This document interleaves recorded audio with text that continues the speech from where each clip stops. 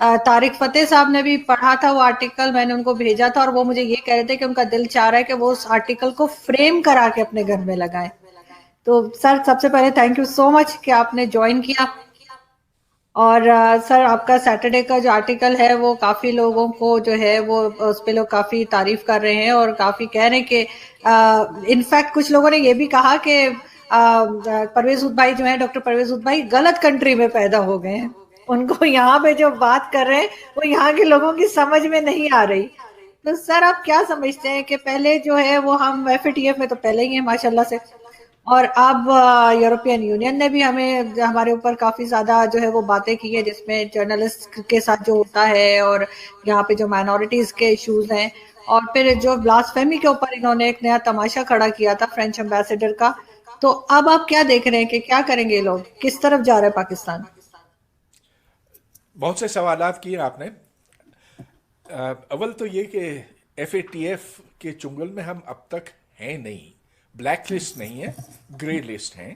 اور جون میں اس پر نظر ثانی دوبارہ ہوگی، اور اگر پاکستان نے شرائط پورے کیے تو اس صورت میں پھر گرے لسٹ سے ہٹ جائیں گے ہم. لیکن کیا پتا کہ وہ ہوتا ہے کہ نہیں. بہرحال آپ نے جس مضمون کا ذکر کیا جو ڈان میں چھپا تھا، تو وہ میں نے اس لیے لکھا کہ چند روز پہلے، 5-6 دن پہلے، عمران خان صاحب نے او آئی سی، آرگنائزیشن آف اسلامک کنٹریز کے ایمبیسڈرز کو اکٹھے کیا اور ان سے کہا کہ اب آپ کا کام یہ ہونا چاہیے کہ پوری دنیا میں آپ اسلامو فوبیا کے خلاف پرچار کریں. آپ مغرب کے ملکوں میں جائیں، فرانس میں جائیں خصوصاً، اور یورپ کے دوسرے ملکوں میں، اور ان کو بتائیں کہ ہمارے جذبات مجروح ہوئے ہیں. یہی وجہ ہے کہ پاکستان میں اتنی زیادہ گڑبڑ ہوئی کہ 3 دن تک تو اسلام آباد بند پڑا رہا، کہ لاہور کا موٹر وے بند پڑا رہا، کہ ادھر ہمیں کروڑوں ڈالروں کا نقصان ہوا وغیرہ وغیرہ. اور یہ سب آپ کی ذمہ داری ہے کہ پاکستان میں اتنا زیادہ ہمیں نقصان اٹھانا پڑا. یہاں تک کہ کوئی 700 ہمارے پولیس والے زخمی ہوئے، 4 ان میں سے ہلاک ہوئے، اور بہت سارے اور لوگ مارے گئے. تو یہ اب آپ کی ذمہ داری بنتی ہے، یعنی کہ سفیروں کی، کہ آپ جا کر مغرب کو یہ سمجھائیں. تو اب ٹھیک ہے، دیکھیں، ہم توہین رسالت کو برا سمجھتے ہیں، بری چیز ہے. جب بھی آپ کسی پیغمبر کی کو برا کہتے ہیں تو اچھی بات نہیں ہے، اس سے پھر لوگ مشتعل ہوتے ہیں. یہ ساری باتیں ہم مانتے ہیں، لیکن کئی سارے سوال اٹھتے ہیں. پہلا سوال یہ کہ ہاں، رسول کرم صلی اللہ علیہ وسلم صرف پاکستان کے پیغمبر نہیں ہیں، پاکستان کے لیے نہیں ہے اتارے گئے تھے، وہ تو پوری دنیا کے لیے، پوری امت کے لیے. لیکن پھر عرب ملک کیوں خاموش ہیں؟ دوسرے ممالک، مسلمان ممالک، وہاں پر کوئی گڑبڑ نہیں ہوئی، صرف پاکستان میں ہوئی. تو کیا ہم دنیا کے سب سے اچھے مسلمان ہیں؟ یہاں تو ایک عجیب سلسلہ تھا، اور یہ میں نے اس مضمون میں واضح کیا کہ جناب وزیر اعظم صاحب، عمران خان صاحب، اس طرح سے کام نہیں لیا جاتا کہ آپ پہلے ٹی ایل پی کو ٹیررسٹ کہیں کیونکہ انہوں نے گڑبڑ کی، انہوں نے اتنے پولیس والے مارے، کیوں انہوں نے یہاں گاڑیاں جلائیں، بینک جلائے، یہ کیا وہ کیا. آپ نے ان کو ٹیررسٹ کہا، اگلے روز آپ نے ان کے ساتھ مذاکرات شروع کر دیے، اور پھر سب سے بڑھ کے آپ نے، عمران خان نے یہ کہا کہ مجھ میں اور آپ میں تو کوئی فرق ہی نہیں ہے، ہم ایک ہی طرح سوچتے ہیں، بس آپ ذرا اپنا طریقہ تھوڑا سا نرم رکھیں. اور پھر جو 400 لوگ پکڑے تھے ٹی ایل پی کے، ان سب کو بازیاب کر دیا، رہا کر دیا. اور باوجود اس کے کہ ان میں سے بہت سارے قاتل تھے جنہوں نے پولیس والوں کو ٹارچر کر کے مارا تھا. اب دنیا حیران ہے ہمارے اس پردھان منتری پر، یہ جو خدا جانے کیا سوچ رکھتے ہیں. ایک طرف تو آپ ٹی ایل پی کو ٹیررسٹ کہتے ہیں اور دوسری طرف آپ کہتے ہیں کہ ہماری سوچ بھی اسی کی طرح ہے. تو ذرا سوچئے تو عمران خان صاحب. سے تھنک بفور یو سے، تھنک بفور یو اسپیک.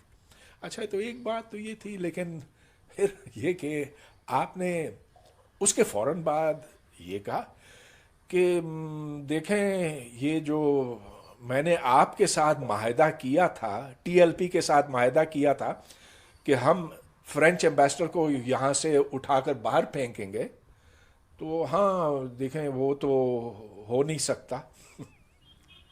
وہ تو ہو نہیں سکتا کیونکہ فرانس تو پھر ہمارے ایکسپورٹس بند کر دے گا. فرانس پھر ہمیں یورپین یونین ناراض ہو جائے گا. تو پلیز آپ اس بات کو بھول جائیں. ارے بھائی آپ نے ٹی ایل پی کے ساتھ یہ انڈرسٹینڈنگ کی یا معاہدہ کیا کہ آپ اس مسئلے کو پارلیمنٹ میں ڈسکس کریں گے، آپ اسے مکر گئے. اب آپ یہ کہتے ہیں کہ فرینچ ایمبیسڈر کو نکالنے کا سوال ہی نہیں پیدا ہوتا. تو یہ آخر کیا کیا کر رہے ہیں؟ You are the leader of Pakistan اور آپ ایسی میں کیا کہوں، حماقتیں ہی کہہ سکتا ہوں، حماقتیں کر رہے ہیں. مگر بات صرف یہ نہیں، خیر یہ جو مضمون تھا وہ اس مسئلے پر تھا. بالکل. لیکن سر انہوں نے کہا کہ یہ بین آرگنائزیشن ہے، اس کے بعد اسی آرگنائزیشن نے کراچی کے بائی الیکشن میں حصہ بھی لیا اور تیسرے نمبر پر بھی آ گئی. آپ کو لگ رہا ہے ہاں کہ لوگ اور اسی مائنڈ سیٹ کے ہوتے جا رہے ہیں؟ بات بالکل ٹھیک ہے کہ آج ٹی ایل پی اور ٹی ایل پی جیسے لوگ جو سڑکوں پر نکل آتے ہیں تو وہ پورے شہر کو معطل کر دیتے ہیں. ان میں یہ طاقت کہاں سے آئی؟ آخر اگر آپ یہ دیکھیں تو آج سے کوئی 3 سال پہلے تو ان کا نام و نشان تک نہیں تھا. Nobody knew about T L پی.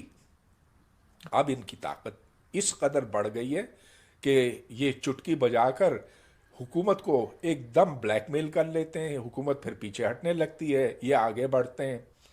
یہاں تک کہ یہ آپ کو یاد ہوگا کہ ٹی ایل پی نے کہا کہ جنرل باجوہ صحیح مسلمان نہیں ہے، فوج کو چاہیے کہ اس کے خلاف بغاوت کرے. اور عام سپاہیوں سے انہوں نے یہ، عام فوجیوں سے یہ کہا کہ اس کی ان لوگوں کو دیر شوڈ بی میوٹنی، بغاوت کا اعلان کیا، بغاوت کی تلقین کی. اچھا مگر مزے کی بات یہ ہے، میں مزہ تو نہیں کہہ سکتا لیکن دلچسپ بات یہ ہے کہ اگر آپ 2017 دیکھیں جب یہاں فیض آباد میں دھرنا تھا تو اس دھرنے کا مقصد تھا وہی بلیسفمی کو استعمال کرتے ہوئے کہ نواز شریف کو کمزور کر دیا جائے. اس کو ہٹانے کا ایک رستہ اہل اقتدار نے یہ نکالا تھا. اور پھر یہ بات تو ہم سب کے سامنے ہے کہ ٹی ایل پی کے کارکنان کو ہزار ہزار روپے کے نوٹ، جنرل جو ڈی جی رینجرز تھے، میجر جنرل نوید نام ہے ان کا، انہوں نے ہزار ہزار روپے کے نوٹ ان کو دیے تھے. اور جب پوچھا گیا کہ کیوں تو کہا کہ یہ اس لیے کہ ان کو واپسی کا کرایہ چاہیے ہوگا. ارے بھائی آپ نے ٹھیکہ لیا ہوا ہے ان کو لانے کا اور لے جانے کا، یہ کیا بات ہے؟ لہٰذا ٹی ایل پی انہی کی بنائی ہوئی چیز ہے. لیکن اب کبھی کبھی یہ قابو سے باہر نکل جاتی ہے. تو یہی ہوگا کہ جب آپ اس طرح کے سانپ پالیں گے تو کبھی کبھی یہ آ کر آپ کو ڈسیں گے بھی. تو یہ مسئلہ بن گیا. سر یہاں پہ تو بہت بار ایسے دیکھا گیا ہے، جیسے حافظ سعید کو، جیسے یہ لوگ کہتے ہیں حافظ سعید صاحب، میں کبھی نہیں کہتی، تو حافظ سعید کی جو پارٹی ہے وہ اس کو بھی بہت بار بین کیا، پھر وہ کسی اور نام کے ساتھ آئے اور انہوں نے الیکشن میں بھی حصہ لیا. اور یہاں پہ جس کو بھی ٹیررسٹ کہا گیا، چاہے وہ مسعود اظہر ہو یا کوئی، یعنی ان کے جیل میں بچے تک پیدا ہو گئے. یہ بھی ریکارڈ پر ہے کہ یہ کس طرح سے جو ہے اس طرح کی جو تنظیمیں ہوتی ہیں انتہا پسندوں کی، ان کو یہ سپورٹ کرتی رہی ہے یہ گورنمنٹ، جبکہ اسلامک کنٹریز تو بہت ساری ہیں تو صرف ہمارے ساتھ ہی یہ پرابلم کیوں ہے؟